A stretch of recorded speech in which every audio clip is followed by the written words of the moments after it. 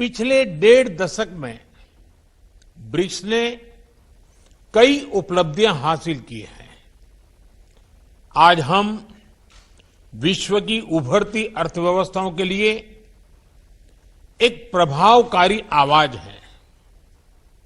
विकासशील देशों की प्राथमिकताओं पर ध्यान केंद्रित करने के लिए भी यह मंच उपयोगी हो रहा है।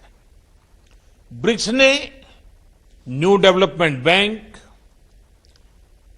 कंटीजेंसी रिजर्व अरेंजमेंट और एनर्जी रिसर्च कोऑपरेशन प्लेटफॉर्म जैसी मजबूत संस्थाओं का सृजन किया है।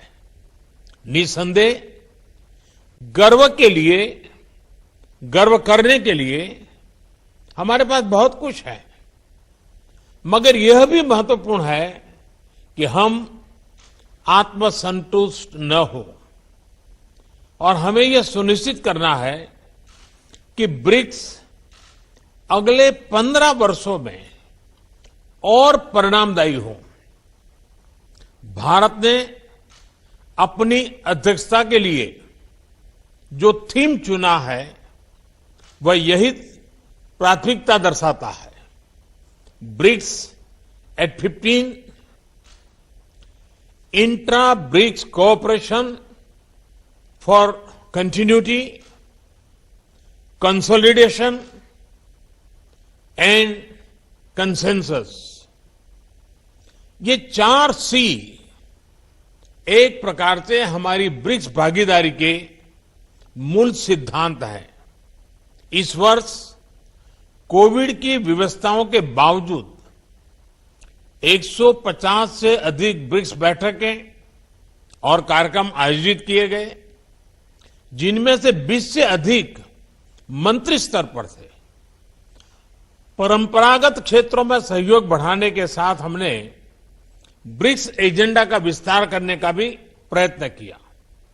इस संदर्भ में इस साल ब्रिक्स ने कई फर्स्ट हासिल किए, यानी कई चीजें पहली बार हुई। हाल ही में पहले ब्रिक्स डिजिटल हेल्थ सम्मेलन का आयोजन हुआ। टेक्नोलॉजी की मदद से हेल्थ एक्सेस बढ़ाने के लिए यह एक इनोवेटिव कदम है। नवंबर में हमारे जल संसाधन मंत्री ब्रिक्स फॉर्मेट में पहली बार मिलेंगे। यह भी पहली बार हुआ कि ब्रिक्स ने मल्टीलेटरल सिस्टम की मजबूती और सुधार, इस पर एक साझा पोजीशन ली। हमने BRICS counter terrorism action plan भी एडॉप्ट किया है। हमारी अंतरिक्ष एजेंसियों के बीच रिमोट सेंसिंग सैटेलाइट कॉन्स्टेलेशन समझौते से सहयोग का एक नया अध्याय शुरू हो रहा है। हमारे कस्टम्स विभागों के बीच सहयोग से इंट्रा ब्रिक्स व्यापार आसान होगा। एक वर्चुअल नेटवर्क के रूप में ब्रिक्स वैक्सीनेशन अनुसंधान और विकास केंद्र शुरू करने पर भी सहमति बनी है।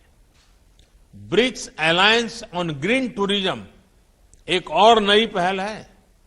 एक्सेलेंसीज, इन सभी नए इनिशिएटिव्स ने न सिर्फ हमारे नागरिकों को लाभ मिलेगा, हमारा ब्रिक्स संगठन भी आने वाले समय में प्रासंगिक रहेगा।